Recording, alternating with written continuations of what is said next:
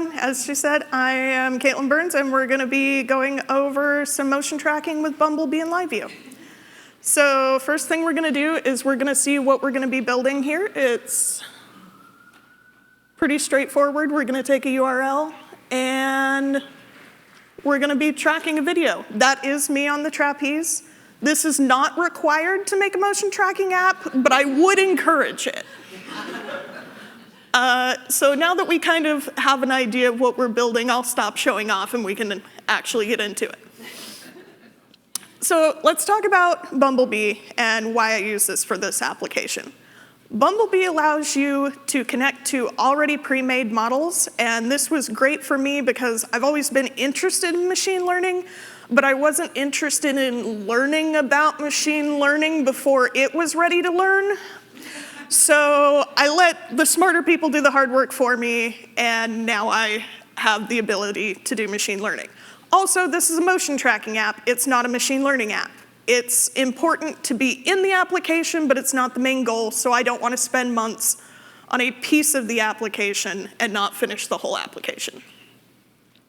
Why Phoenix? One reason, I like writing in Elixir, and I'm stubborn, and I don't want to learn new languages. But there are other reasons besides that. The other reasons is the open socketness of Liveview makes it really easy to make a motion tracking app. We're going to be sending information back and forth from the back end constantly. We're going to be sending each frame, getting the contours of it, and we're also going to be making predictions, which we'll be using PubSub, which is a part of Liveview. So I think this was the perfect framework for doing this application. So let's get ready. Let's get us set up. We are going to be needing 3 dependencies. I also want to let everybody know I will have a QR code at the end of this for the code. So if you want to build this yourself or play with it, it is open source. Please mess with it. Don't feel like you have to take notes on everything. So the 3 dependencies we're going to be needing are Bumblebee, as we talked about earlier, EXLA. EXLA is a compiler for machine learning models. When I first started telling people that I was going to be using machine learning, they kept asking me, are you going to get a new laptop? Are you going to need an external compiler? How slow is this going to be? Thankfully, I didn't have to answer those questions because EXLA compiles it very quickly. So that is why we're going to be using EXLA. And the final thing that we're going to be using is eVision. eVision takes OpenCV, the Python language base, and converts it into Elixir. So if you've seen those articles about there on motion tracking and image manipulation of OpenCV, you can now do it in Elixir. It's going to be very helpful for us. The last thing we're going to get set up is PubSub. As I said, is already in a Phoenix app, but we are going to be adding events to our application. Last little bit of setup here. Let's set up our HTML. It's very bare bones. Most of that is CSS, just to make it look a little nice. But those 2 purple blocks are all we're really interested in. All we care about is the video running yet? If it is not, put up that form that we had in the start button and wait for them to enter their information. If there is the video starting, show the individual frames and the prediction if we've made one yet. So now that we have our HTML set up, let's set up the component to actually send it a video. When they hit that start button, they will be handing us a video path, presumably.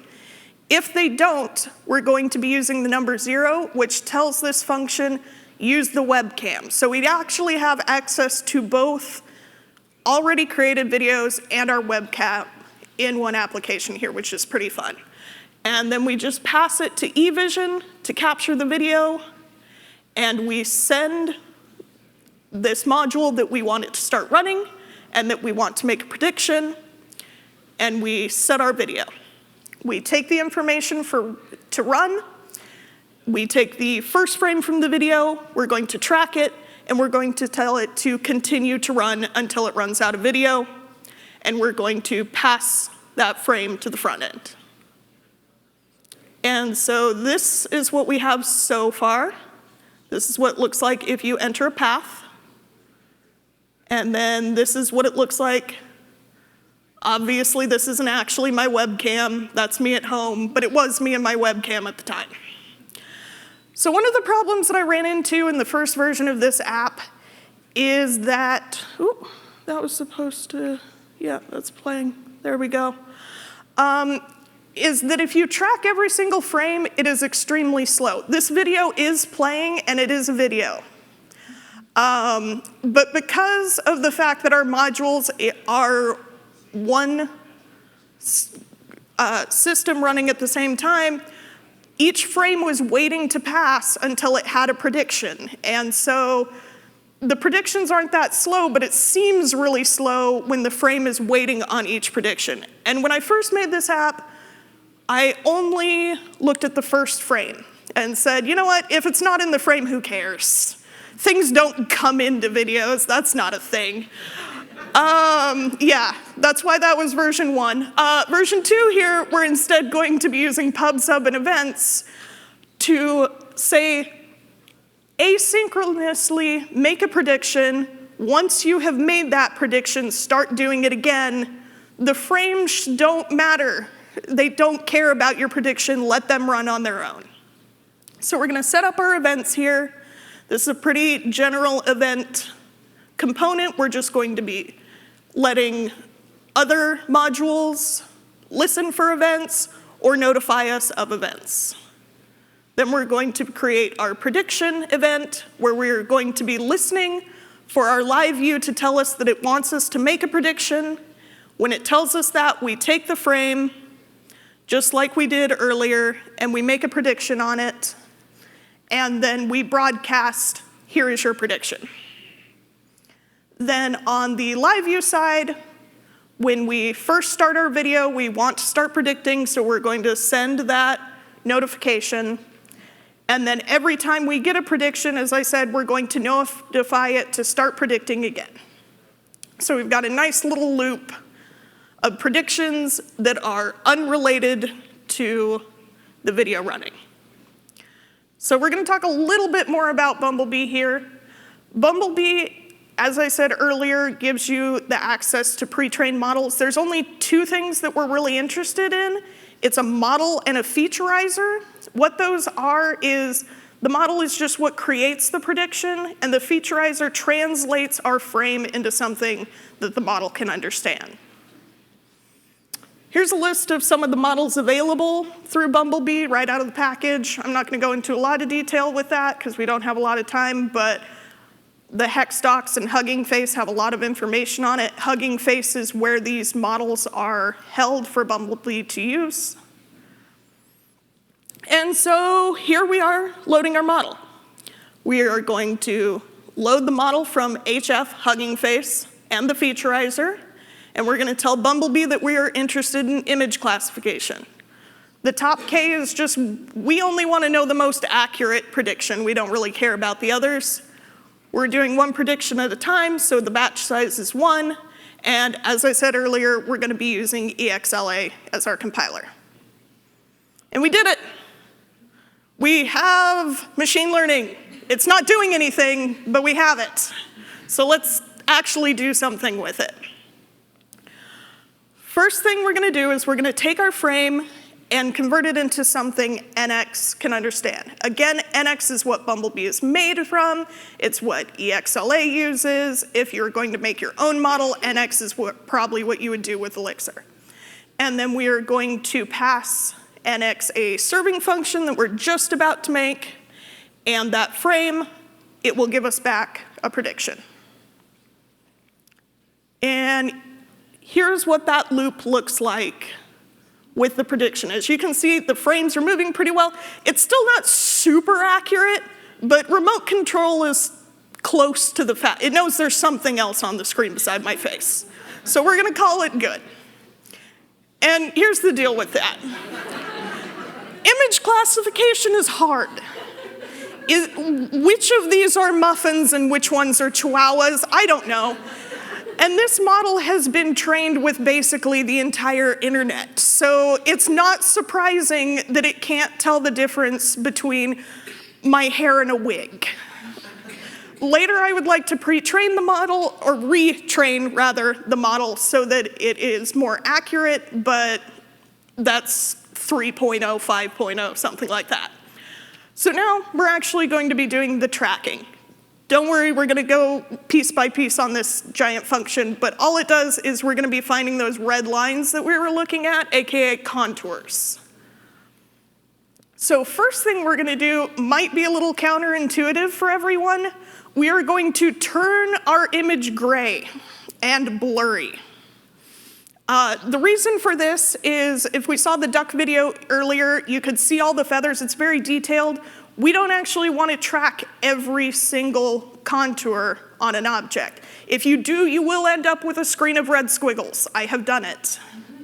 So what we have here is a very bad made home video, which is great, actually. And then we're going to do what is called thresholding. Thresholding, all it says is, here is my limit. Anything that is lighter than that, make it white. Anything that is darker than that, make it black. And you pass it magic numbers. None of these numbers are perfect. Play with it, mess around. That is how I got to these numbers. And here's what the frame looks like in black and white. Okay, now that we have our black and white image, we can actually find the contours. Very simple, we're just going to be using the find contour function. We tell it how we want our data to look. In this case, I did retrieval list. That is because I don't care about the order of the contours. You can do it in a tree. You can say I only want contours that are parents of other contours. But we just want to look at all of them, and it's a lot faster to do a list. Chain approximation is all the little squiggles in a line. Do I want to see all of them, or do I expect a straight line? If I'm looking at a piece of paper and it's very squiggly, something probably went wrong, simplify it for me. But since we're looking at people and animals, we're not going to simplify it in this case.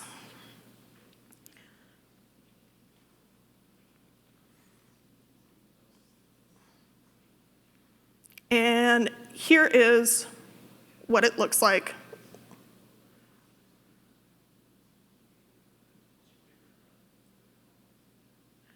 Here's another thing that we can do. Sorry, I got distracted there for a second. Here's the thing that we can do with the contours. If you are interested in, say, green screening or something like that, you can take the largest contour and take everything outside of it and fill it with white, and you can isolate the image. I tried to use this to make the machine learning model work better. It didn't really help, so we're not going to be using it much, but that's a fun little feature there. But the problem with getting all our contours is there are a lot of objects in this video. There's ladder rungs, there are things on the wall, and frankly, I don't care about them. I care about myself. I'm not going to get into that, but I care about myself. So here is the tracking function that we're going to be making, and we're going to, again, piece by piece this.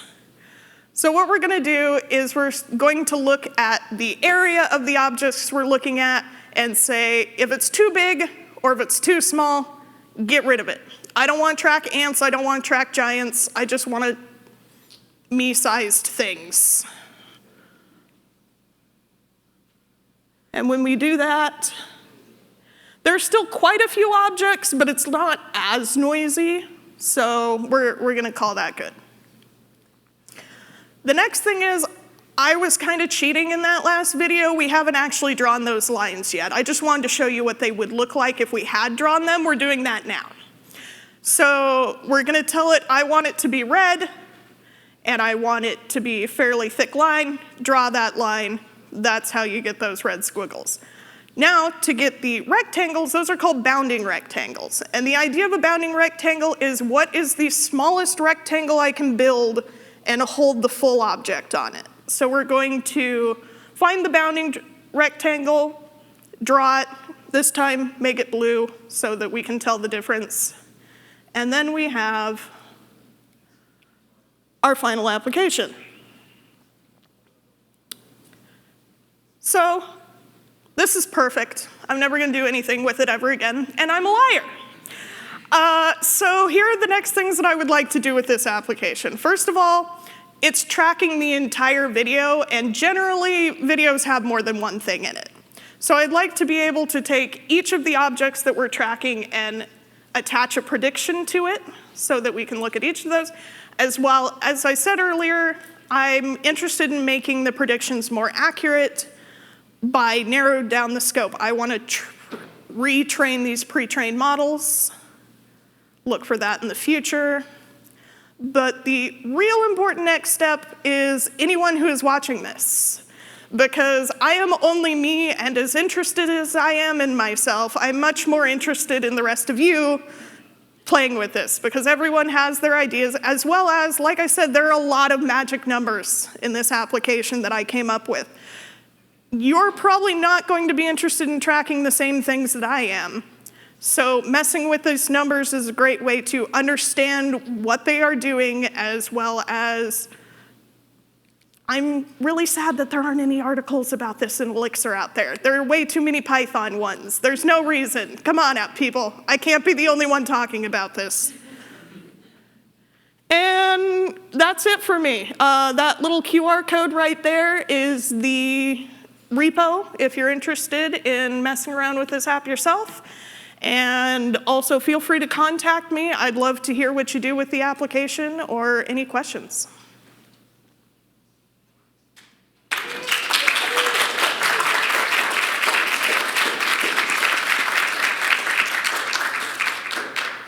Questions? Anyone? All right. All right. Thank you for that. That's awesome. I definitely want to play with it. You said it ran fine on your laptop. What kind of laptop are you running up there? I have a MacBook Pro. Definitely not the newest version. I think it's like 3 years old, maybe. So, yeah, I was really glad I didn't have to buy an external processor. I was not ready for that. Anyone else? No? All right. Oh, what? How much linear algebra did you have to learn to do all that, Caitlin? Well, you see, I was already an expert in linear algebra. It's my cup of tea. I eat it in the morning. Nothing. I learned no math, and I refuse to learn math, and you can't make me.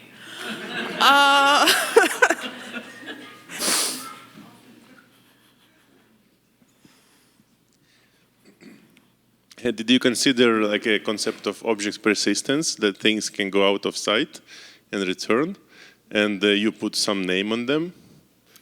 Yeah, so that is what I want to do in the next step, is to have some consistency there and eventually use the machine learning object to identify, has something already been in this video, then I don't need to re-identify it. As well as if I have identified it once on the screen, I don't want to identify it all the way across the frame.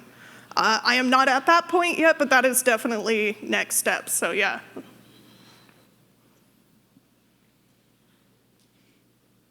Cool. All right. It looks like we're good on questions. Well, thank you again, Caitlin. Yeah.